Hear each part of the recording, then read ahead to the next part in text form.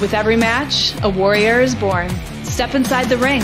This is the Whip Podcast with your host, devastating Daryl Pace and Deshaun Whipdog Whipple. What's going on, everybody? We are finally back here, the Wrestling Heroes and Insiders Podcast. You thought COVID could stop us? Come on, man. We just did our little bit of an extended quarantine, but we're back right now. You know what it is. I am Deshaun Whipdog Whipple.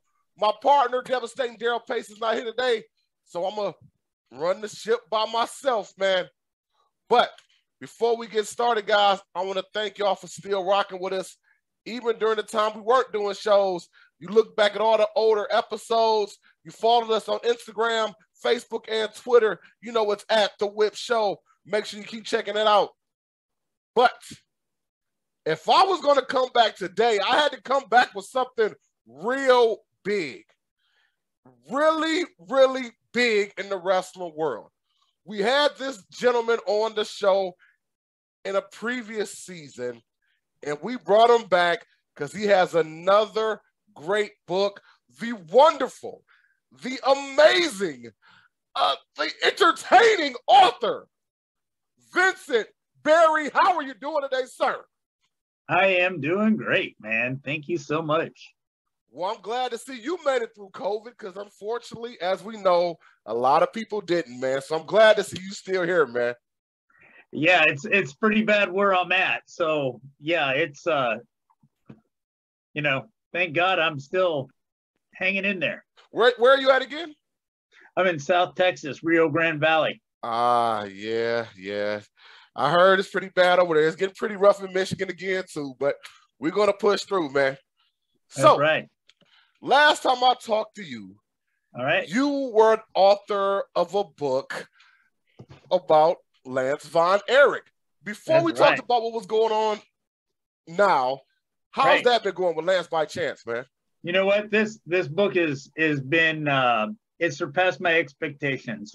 It's done really well. People are still ordering it. I still have signed copies. A lot of people thank me for writing it. A lot of people were really surprised what was in the book because they thought that they were just going to read a book about Lance. And a lot of people thought, well, they thought he had only a year career. A lot of people criticized him on his wrestling skills, but when people find out that he wasn't a wrestler, never wanted to be a wrestler, ended up having a 10-year career, was a big star overseas, and that the book covers what was happening at world class. When people tell me all that is in the book, they get surprised, and it covers Gino Hernandez's death, David Von Erich's death, Kerry Von Erich's motorcycle accident, the tour to Israel, Michael Von Erich's death and his bout with toxic shock syndrome, and Lance coming and Lance going, and all kinds of things, and so and it's almost like a two-part because it tells his part. It tells what happens in Portland, it tells what happens in Dallas, and it talks about what happens in South Africa. And a lot of people were just really amazed that there was so much depth to that story, Deshaun.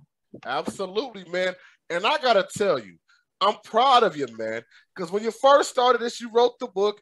I didn't know you were going to turn into a media mogul, a media personality. I saw you doing the rounds all over the podcast world. You're a professional at this now, man. Well, you know what? You have to get the word out. And, there's other avenues of, I could put tons of stuff on Facebook and it only goes so far, right? And I've met people who I've been friends with on Facebook, and I'll go to the shows and they'll say, well, I didn't know about this. I said, I've been putting it on Facebook for over a year, So, you really got to hit every platform. You got to do live events. You have to do social media. You have to do podcasts and word of mouth, so I just do everything I think of. And of course, things are different right now. You know, last time when my book came out, COVID was real high.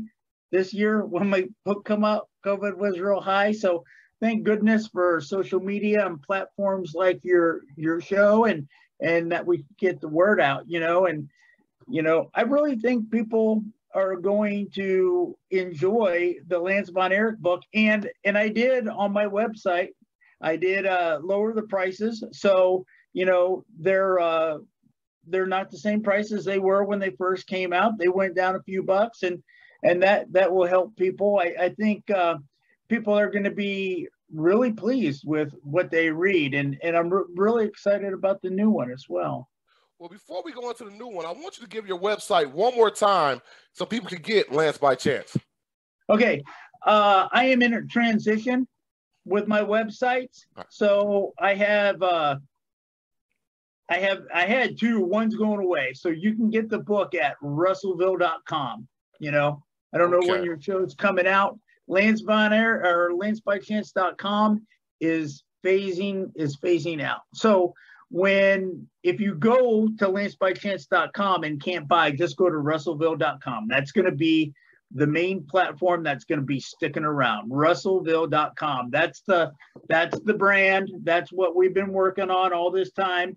You know, Russellville. This book is called Pro Wrestling Volume 1, but the brand is Russellville, and that's what the name of my website is, and that's where people can find me. Sounds good. And y'all heard him, man. Make sure you go to Russellville.com. It is a great book. I'm telling you, like he said, not just about Lance Von Erich's in world-class championship wrestling. You hear stories about Roddy Piper, Gino Hernandez, tons of guys. It's a great, great read. But with that being said, you just talked about it. I'm holding it up. If you're going to be watching the video, you can see it by Russellville, The Pro Wrestling Vault. That's your next book. But I got to ask you, man, like you hit him with the 1-2 punch. How long did it take you to create Lance by Chance? Because you came right behind with Pro Wrestling Vault, man. So what was the time frame? Well, you know what? I found out how the guys, I was talking to a couple guys that I was like, you know, how do you guys put books out? You know, but Lance by Chance did take me, it took me a long time to collect the information and to write it. It was probably about a 3-year process. And down there at the end, I just, you know, I did kind of rush it because I felt like I had this window of time to work on it. And if I wasn't going to push through at that time when I had the time, that I wasn't going to, you know, that I'd still be working on it. Right. Yeah. I've been working on this Russellville throughout the period of the time that I was working on Lance by Chance. And so when I started on this, I'm already have volume 2 in the works. And so, you know, I'm hoping it'll come out probably the same time next year. Seems like I'm kind of like, you know, my babies are born in the fall, you know, so. Well, you talked about something a few seconds ago. You said COVID was going on high when the first book came out. Now it's happening again. At least you're keeping us entertained during COVID, dog. If we got to stay in the house, at least we got something to read, man. Right. Absolutely. Now, I want to ask you about this book. And once again, it's called Russellville, The Pro Wrestling Vault, Volume 1. Hold it up to the camera. Now, this book, you did a bit of a different approach a little bit on how you even wrote this book. What was the difference? What made you change your style of even creation in this book as opposed to the Lance Von Erich book? Yeah, good question. You know, and absolutely. Two totally different books, right? The other one's an autobiography. This is a collection of short stories and photos. You know, it's like a compilation book. Yeah. And I was kind of, you know, I kept on as I was putting it together. I'd say to my wife, you know, I don't know how this thing's gonna land. And I've gotten a lot of feedback, and a lot of people like it. I did have one friend. He says, you know, it to him, he really liked the Lance Von Erich book because, you know, of kind of the, I guess, the journey and the roller coaster ride that it kind of took you on. this is short stories. So once you read a story, you kind of come to a stop, and you can read 2 or 3 of these stories if you ride a bus to work. I used to commute on a bus when I lived in Austin, and golly, man, I got a lot of reading done, right? So on here you could do, 2 or 3 chapters. You pick it up. There's 35 different stories in. There's over 400 pictures in this book from the independent scene. And some of the stories of the guys that are in this book, we've got Harley Race, Ricky Morton, Bobby Fulton, C.W. Anderson, Tracy Smothers, Sir Mo, so we've got a lot of guys. Tim Storm is in here. He has 2 stories, Greg Anthony. And what's really neat about this book is not only does it have like superstar wrestlers in here, but it also has a lot of wrestlers that are unknown, that have been grinding it out on the indie scene for a long time. And I wanted a platform where I could write about wrestlers at all different, I guess, I don't know, what do you call levels? Levels of their career. Yeah, levels of their career, and there's a few guys in this book that have been on the indie scene for 15 and 20 years, and that are great wrestlers. And if you find their matches on YouTube, they're just, you're thinking, wow, man, why wasn't this guy ever signed, And Alan Steele is one of those guys in here. Damian Wayne is one of those guys in here. And Chris Michaels is another guy in this book. So you've got these veteran wrestlers that can do it with their eyes closed and just love doing it for the sake of doing it, And I'm glad you said that, man, because when I first look at the table, well, first of all, these interviews, when you're doing an interview with a guy that's an author, you don't want to give away too much, but you want to give away enough. So, like when you first open the book, I'm hit right in the face with Adam Pearce, Cody, Jazz, pictures of them. And I also want to say, when I go to the table contest, when it first started, a lot of the guys we've had on the show, I want to shout out my boy Tim Storm, C.W. Anderson. A lot of those guys have came through here, Super Mex. But with that being said, no matter what people say, and some of the stories they touched on how the business has changed, as Bill Dundee talked about in his story, but wrestling is still somewhat protected. How did you get so many guys to open up to you, Vince, and tell you their stories? You know what? I wonder that myself. Yeah, I wonder that myself. Sometimes I can't believe what these guys are telling me, but I've worked in the television news business. I've done some newspaper work. I've done all that. I mean, I have some years of working, I know how to find a story. I know how to follow one out, and I seem to know the questions, and that's from being around people that ask questions all the time. I've been with some amazing reporters, and you really get yourself put in the hot seat when your reporter can't go with you, but your boss wants you to come back with an interview, and so you're like, well, what am I supposed to ask, and so you kind of learn trial by fire, and that's how I learned. And you know what? I like the stories. I like, I get along with the wrestlers. I've been chatting with Leilani Kai all day today. She's helping me find some pictures. She's going to be in volume 2. And, it was just, I was telling my wife, I said, I know you don't know who Leilani Kai is, but to me, she's a pretty special person, so, it's kind of neat that I've reached out to a lot of wrestlers that didn't want to interview, and my philosophy is a no is closer to the next yes. And so, sometimes I go through a spell where, I ask these wrestlers, and then I'll think, you know what? They've told me no, you know what? I'm going to see if Tracy Smothers will talk to me. and then I'll like, holy cow, I got Tracy Smothers, Right. You did get the Wild Eye Sutter boy in here. But I did. Some of these guys, but like I said, I just can't believe Bill Dundee, even from the Fantastics, man. Like, I'm glad you were able to talk to them because, for many years, we've heard of the Rock and Roll Express. We've heard of the Midnight Express. The Fantastics were damn near on that level. But as time goes on, history starts changing and people start fading out from memory. How was it to interview him and actually talk about his story? Yeah, well, you know what? I reached out to him and I told him what I was doing.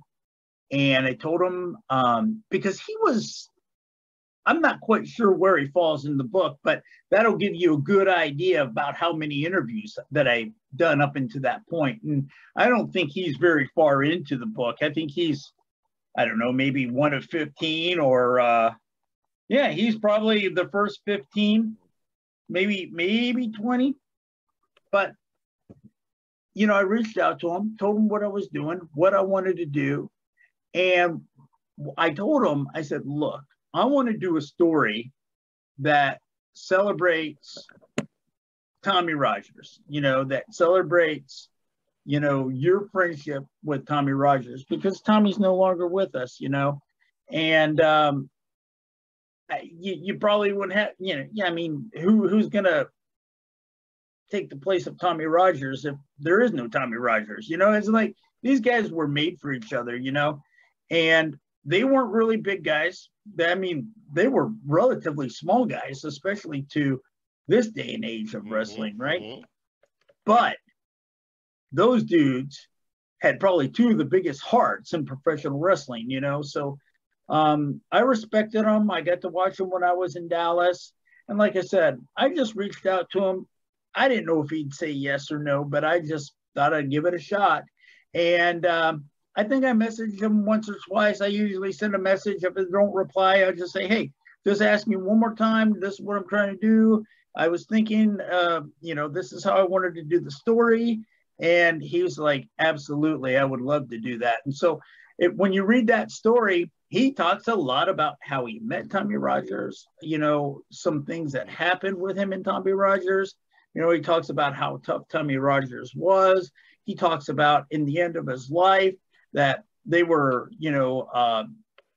I believe he said that he led him to Jesus Christ. Mm-hmm. And so, they had a brother, they were like brothers, and I just was really pleased with how that story came out.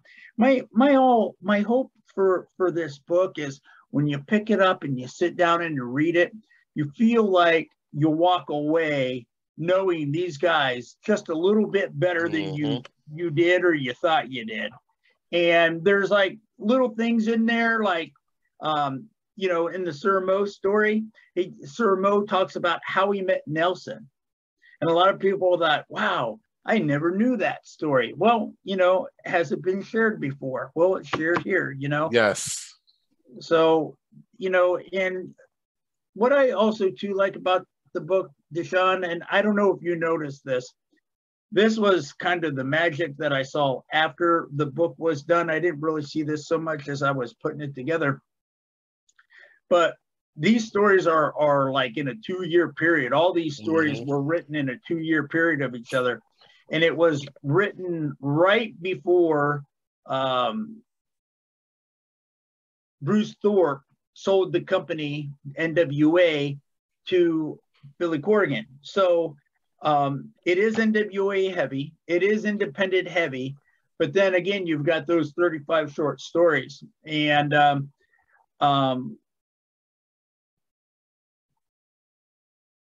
the reason how we came up with this concept of doing this, I kind of had something else in mind that I wanted to do, and it just fell on the cutting cutting room floor, right? Yeah, I get it. And so I was talking to John Paul LeBlanc, whose pictures I used. Most of his pictures are in this book.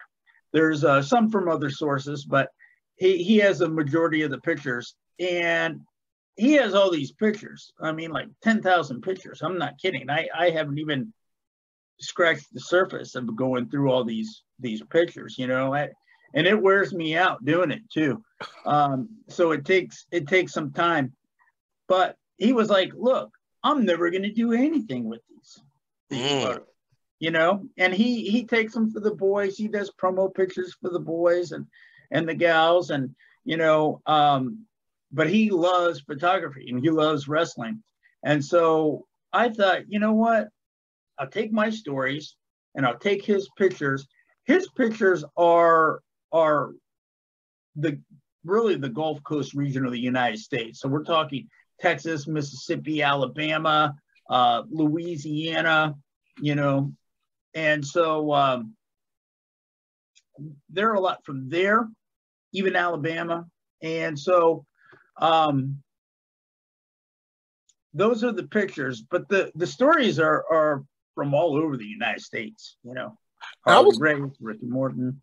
I was going to talk about that because that was one thing you kind of spoke on early in the book, that the book was NWA heavy and that there was going to be a lot of independent, but you wanted to weave it with some of the other stars have been. How did that mix really come to fruition? I mean, you're there, you're writing a book, you got these guys from the South, but you don't want the fans to think it's just a Southern book. How did that work in your mind, man?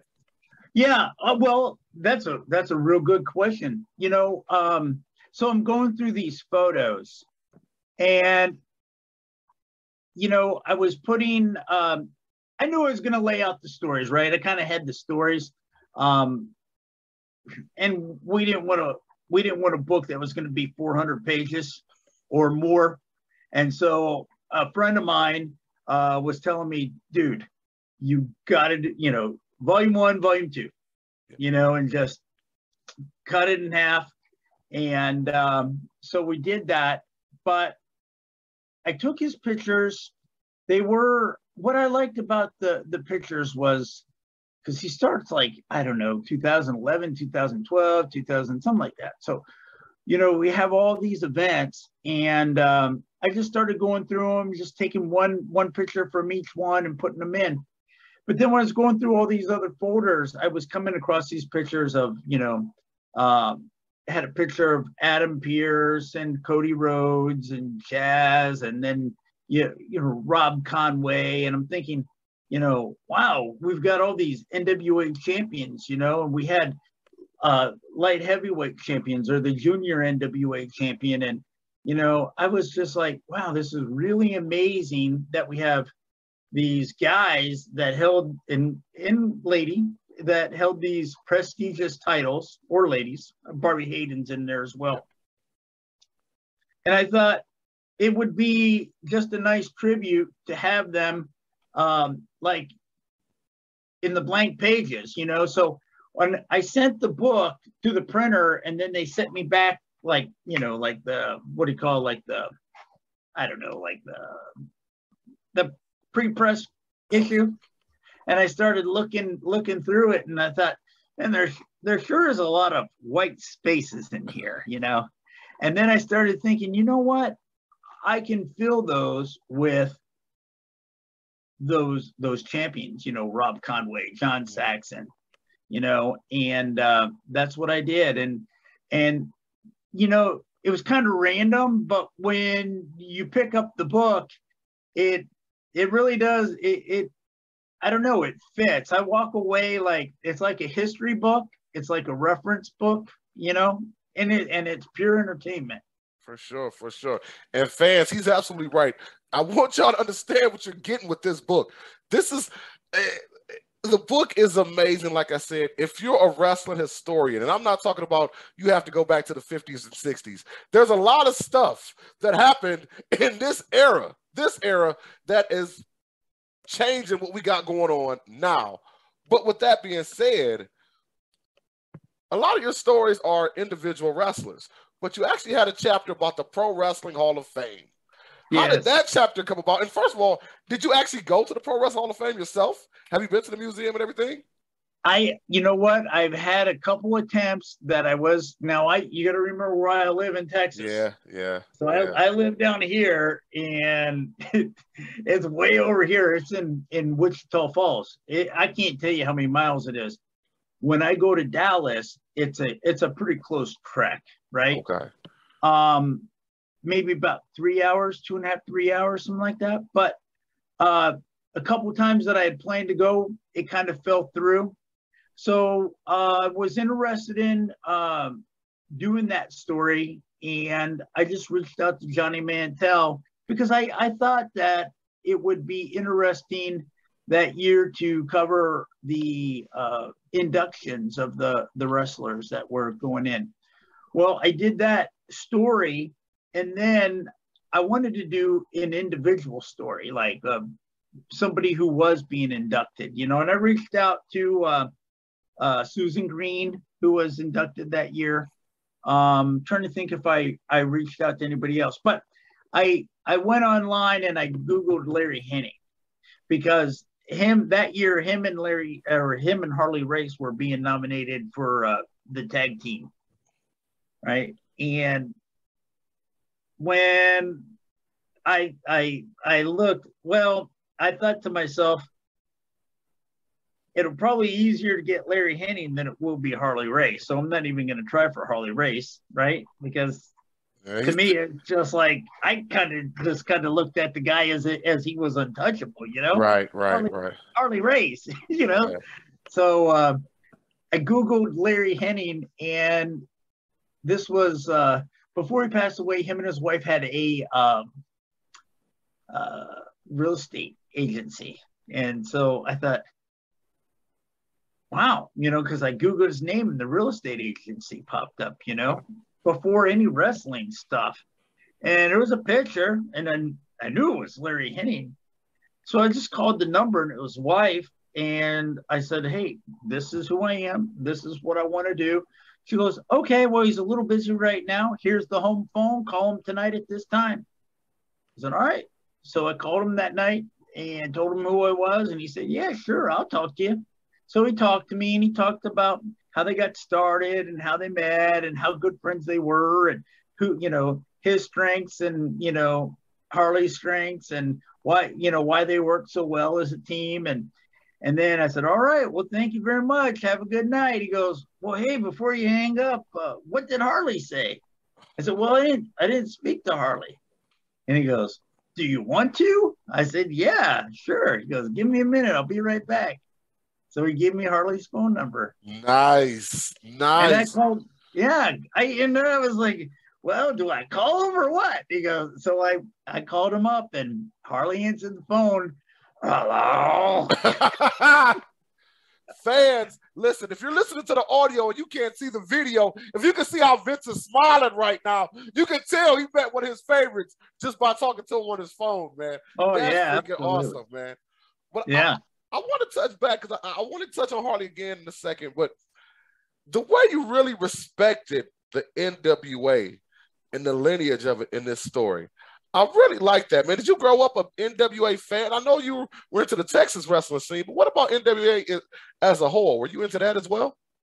Yeah, I think if I was to pick, one wrestling company that, I don't know, had a lot of merit, I guess, or something that I was just really proud of, I would have to say it was the NWA, so but also too, you got to remember, if John Paul had AWA champions, we'd be probably using AWA champions, I understand.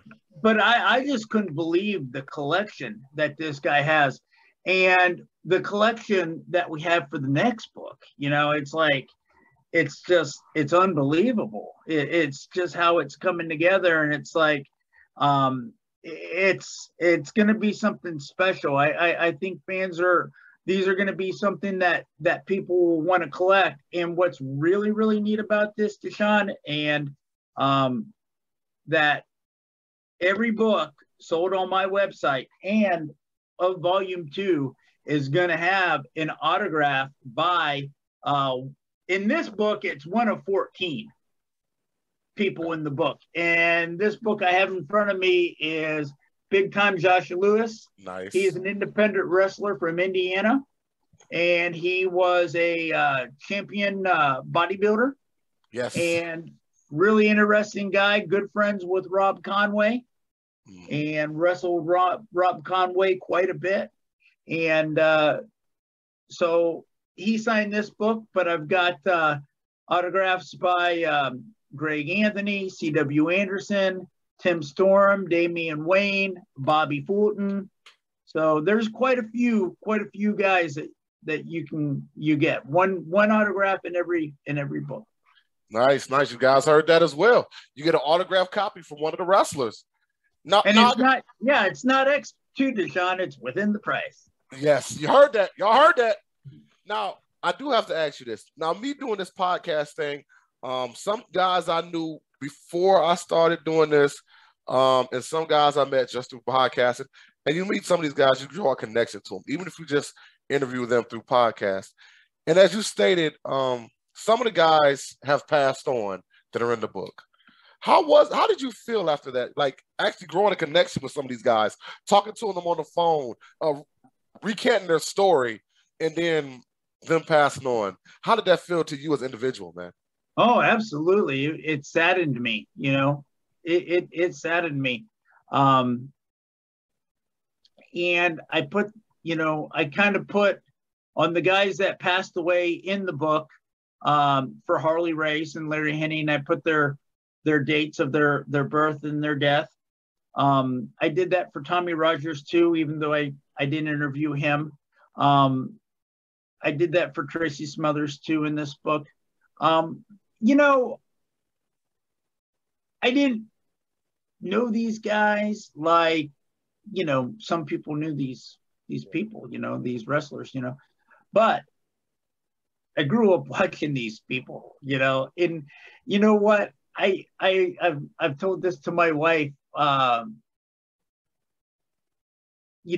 Most celebrity deaths don't really hit me hard, but when when John Ritter passed away, from Three's Company, that was one that kind of got me really good, because I was young he's on TV all my life, right? And so that was one that was hard. But in my next book, I did an interview on Kamala. Okay. And James Harris was the nicest guy, man. Super duper nice. And I called him, I can't remember, sometime in June. And he told me, he goes, buddy, I do not feel good today. And I said, okay. And he goes, I really do want to talk to you, but I don't feel good. I said, okay, when would you like me to call you back? He goes, how about next week? I said, okay, we'll do it. Same time? He goes, yep. So I called him at the same time. And he said, hey, I'm on a phone call. Why don't you call me back in 30 minutes? I said, okay. So I called him back in about 30 minutes or whatever. And he talked to me for, I don't know how long, but maybe about 30, 40 minutes. And probably within a couple months, he passed away. Wow. And, I grew up watching Kamala. He was like one of those wrestlers that really scared me. Yeah. You know what I mean? If people even say, that guy's not really from Africa. Yeah, but he chased me around the arena with a spear. He looks pretty real to me. Yeah. And that's what he says in the book. He said, hey man, it was real to me. It was real. And because he believed his character, and he played that thing. You really thought that guy came from the jungles. Mm-hmm. This is true. Shout out to Jerry Lawler getting him that gimmick, by the way, too. Oh, yeah. Now, I got to say this to you, man. You got my boy in the book. I've actually did a show with him myself years ago, Ricky Morton for the Rock and Roll Express. He was being good, though, in your book. If you ever get a chance, get as close to him as you can. That man got some stories. I'm just telling you off the record. That brother got some stories. You think the Fantastics told you that book about how the women love them? Yeah. Kicking with Ricky Morton, man, about how bad it was. They were rock stars. And I want the fans to really understand how big these guys were at one point. Yes, people think on the outside world, no, they're just wrestlers. No, these guys were larger than life. They were rock stars. And absolutely. They talk about that. Even the Fantastics talking a little bit about their wives having a little bit of an issue with some of the women, Oh yeah, absolutely. He's funny how he said to me, brother, wives don't like that kind of stuff. I said, no, they don't.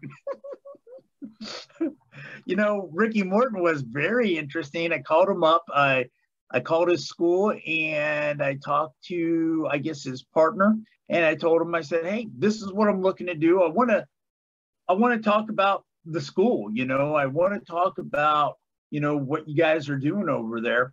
And so he got me in touch with Ricky. I talked to Ricky. He said, hey, man, I'd love to do it. Won't be able to do it today. Call me, I don't know, next week. All right. So I called him.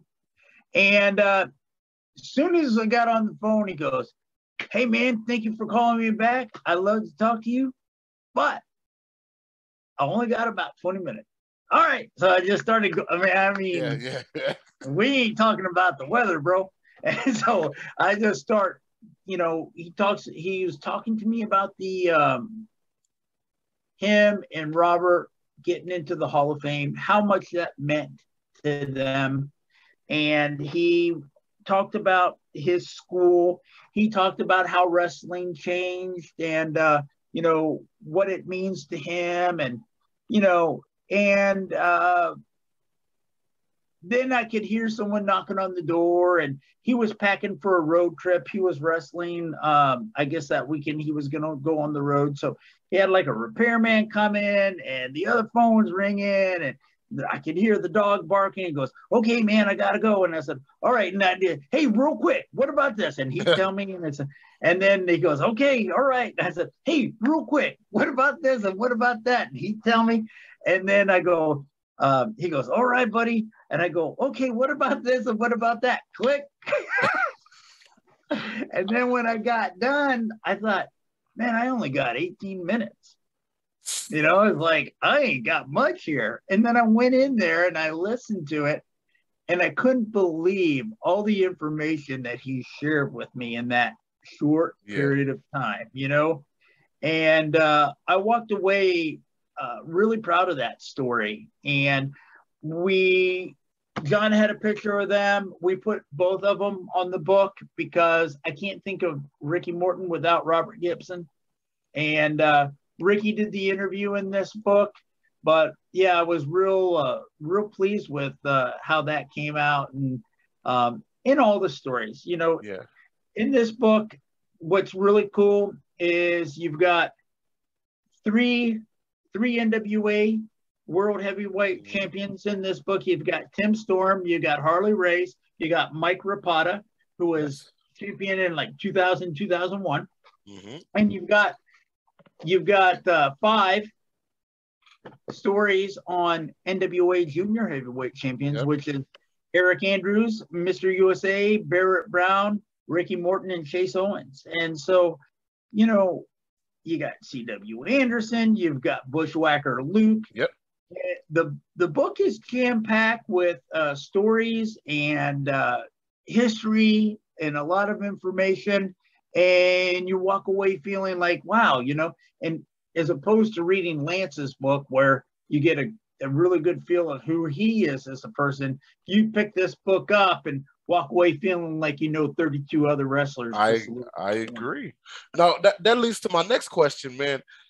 We talked about some of the quote-unquote big names, but as you stated, we've got people from all levels of wrestling expertise, whether it be many years in the business or, or relatively unknown. Who was your favorite independent interview? And I'm not even gonna put that type of pressure on you. Give me your top 3 indie interviews that you did in the book. I liked Mr. USA. I like the one with Mr. USA. I liked Van Horn. Yes. And I liked, it's probably across, I'll say, well, Alan Steele was pretty good.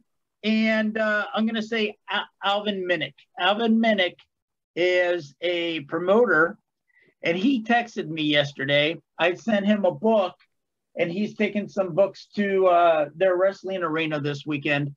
And he texted me, and he said to me, he goes, man, I didn't know you put me in the book. Seriously? He said that was a surprise. And I asked him for a specific picture, and I told him what I was using it for, but he's helped me out with, getting in touch with other people, and he sent me other kind of pictures and stuff before. So maybe he didn't know, maybe he was just thinking I was doing something for the website, or who knows. But he sent me a really, really nice text thanking me for putting him in this book. And he was just couldn't believe that I would take the time to do that. And he couldn't believe that he was in a book with, some of these people that are in the book. And that's what I wanted to do. I'm really proud of what the back of the book says. And, I'm going to go ahead and read it. It says, Russellville was created to honor and highlight those individuals who made sacrifices to entertain the millions of fans who watch pro wrestling annually. The words and photos contained in this book are history. Their purpose is to help preserve the memories that promoters, wrestlers, managers, and valets have created over the years. Where is Russellville? Russellville is everywhere. It's where wrestling lives. And I just, when somebody else texted me today and they go, man, I love the research that you put in this book. Yeah, for sure. And I want to go, I'm sorry.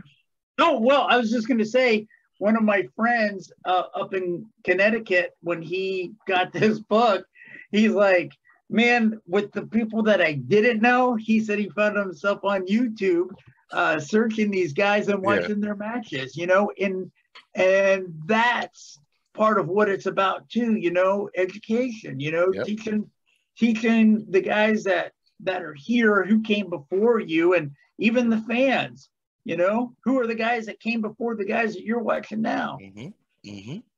Now, and before we get out of here, I do want to touch on this. Like I said, it's so beautiful that you're able to, as they say now, give people their flowers while they're here.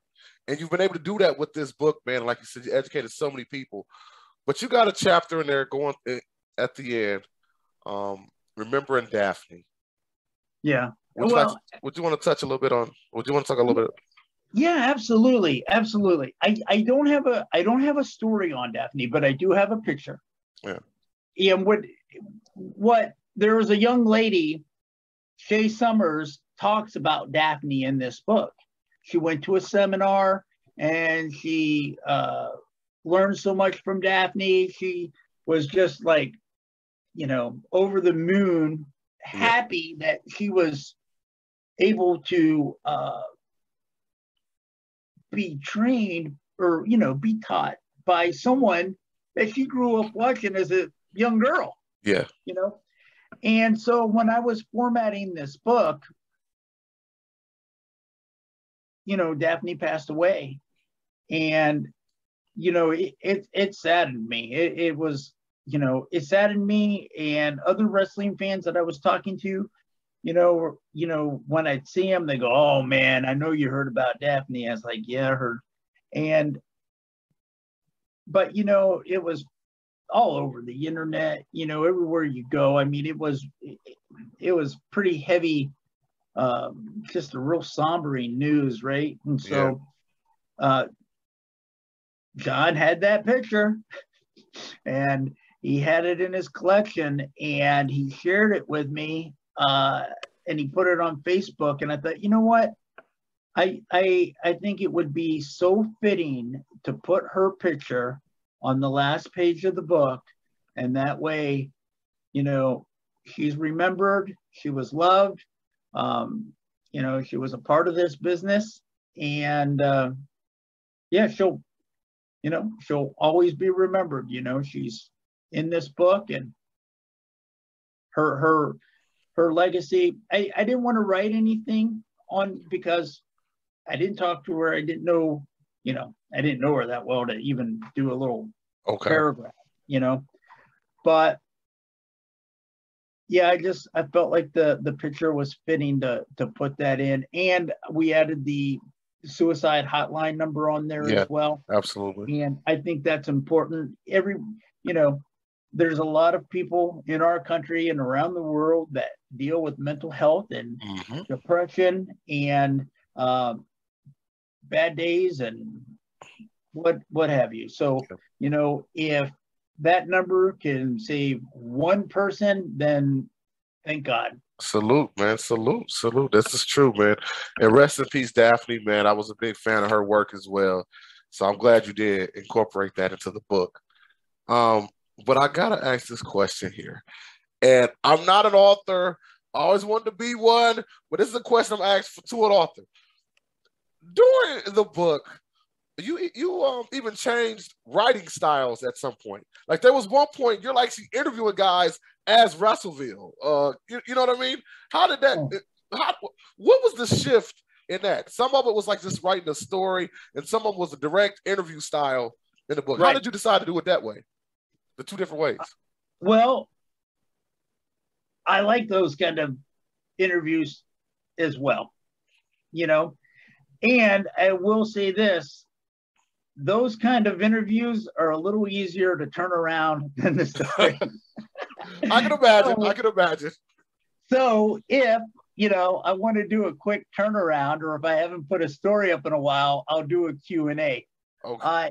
I have a wrestler that I want to interview. He has 2 books out. I'm reading one of them, and he's already agreed to interview with me, and I'm going to do an interview with him. But, you know, since he has 2 books out, there isn't much I could write. So I'm going to do a Q&A with him, or I plan to kind of ask the questions from some of the stuff that he wrote about. Like, he wrote about wrestling certain wrestlers, and I wanted to ask him about that. You know, he won a certain title. I wanted to ask him about that and kind of what it meant to him. And he holds NWA in high regard too. So I'm going to ask him questions about that, as opposed to, you know, who was in your first match.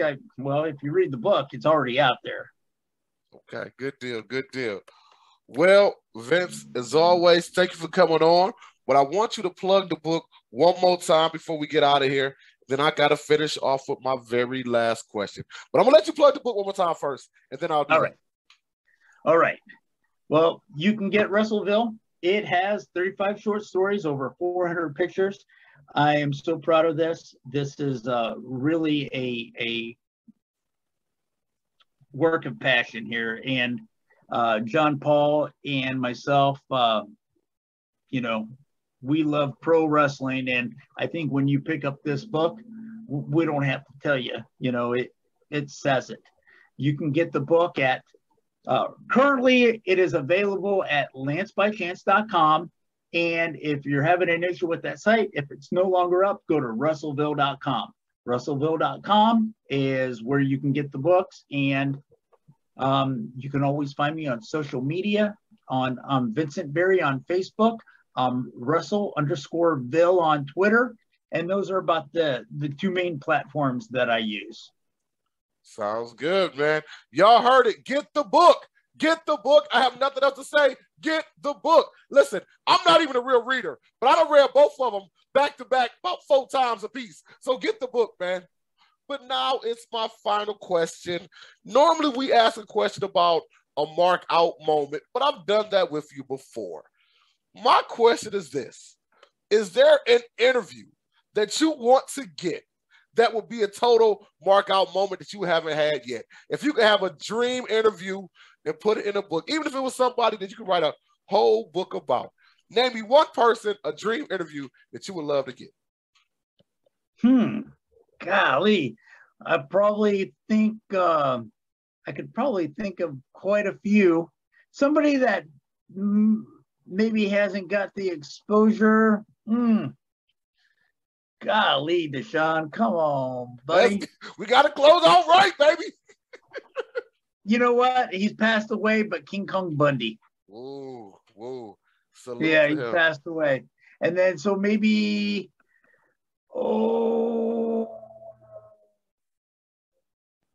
maybe Barry Windham.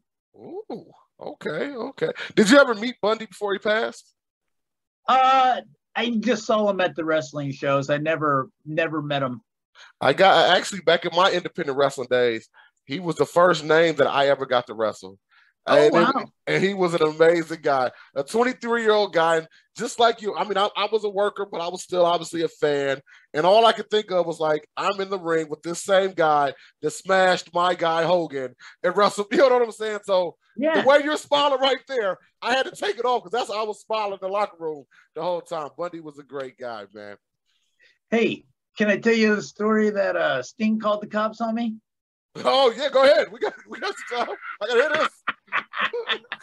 We're at Reunion Arena, and me and my buddies, and we were like just waiting. We wanted to see wrestlers, right? We wanted to meet wrestlers, and so we started getting real close to I guess the tunnel where they were leaving, they were coming from. So we saw them, and we saw Sting. Sting didn't have his makeup on, but you knew it was Sting, right? The blonde hair, the big dude. And he was wearing jeans and jean jacket and cowboy boots. And he was standing up against the wall. And we just, I don't know, we're 16, 17, 18 years old. And we start walking down the tunnel. And he goes, "Hey, are you supposed to be here?" I says, "Yeah, our uncle's on the card." And he goes, "Who's your uncle?" And I go, "Ric Flair." And he goes, "Security! Security! Police! Security!" I was like, "Oh, man. Okay, dude, it's cool. Calm down. Calm down." Dude, you got kicked out by Surfer Sting, man. Come on, bro. Yep. That's freaking awesome, man. That's awesome. On that note, Vince, once again, Thank you very much for joining the show. You know, anytime you got a project, you can come on the Whip Show and talk about it, man. Once again, guys, get Russellville. You know what to do. It's an amazing book, some amazing stories. Check it out. You can hit him up, Facebook, Vincent Berry, Instagram, Twitter, at Russellville, correct? At Russellville _ or at Russell_ville, yeah. At Russell_ville. All right, you man. Put Russellville in there, it'll come up. For sure. All right, my brother. Thank you very much, and we will talk to you next time, all right? Yeah, thank you very much. Take care, bro. Yeah, you too. All right, everybody. Another great show right here on the Whip Show. Yes, we're back. Whip Show Reloaded. So you know what we're going to do. We're coming back at you each and every Friday. So follow us on Instagram at The Whip Show, Facebook, The Whip Show Podcast, Twitter. It's all the same. Check us out each and every week. I'm Deshaun Whip Dog Whipple. My guy, Devastating Daryl Pace, will be back. And we will see you next time on the Wrestling Heroes and Insiders Podcast, a.k.a. The Whip Show. Take care, guys.